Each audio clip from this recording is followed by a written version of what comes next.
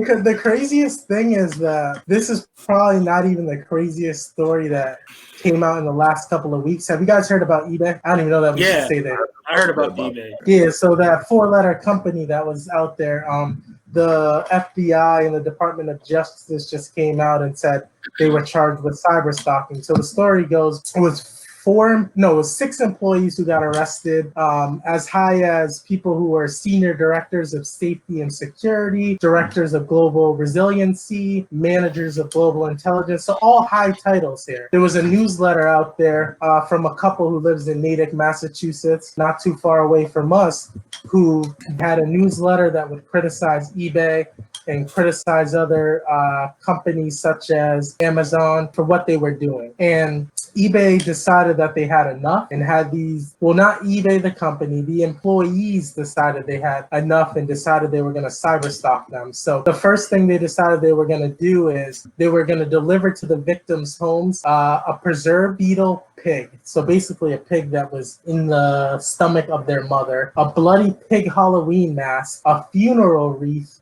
books on surviving the loss of a spouse, and they sent pornography, but they actually sent it to the neighbor with their name on it. So they decided that it was going to be a 3-part phase where they're going to continue to escalate. The second part was they started sending them private Twitter messages and public tweets, threatening them and saying they were going to out them.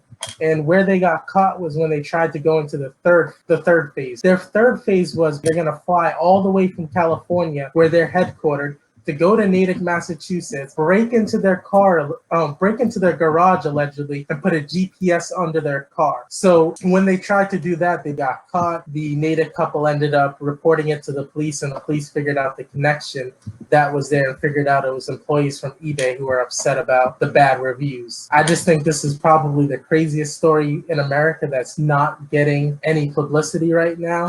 Imagine what some of these corporations could be doing anytime you give them a bad review or you give them some type of criticism. I think this is just the exception. I think they were just dealing with some maniacal execs over at eBay. I don't know what the fuck they're doing over at eBay, how these guys got hired, but this is the most maniacal shit. This is like Silicon Valley meets like Freddy Krueger. This is like a horror movie from Silicon Valley. I've never heard of no crazy shit. To go to the lengths that they were going to go, they actually were going to take time out of their day. First of all, they're taking time out of their day to even harass these people. They were going to take a fucking plane and fly to.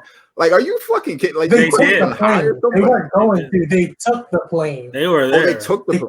They were there. Yeah.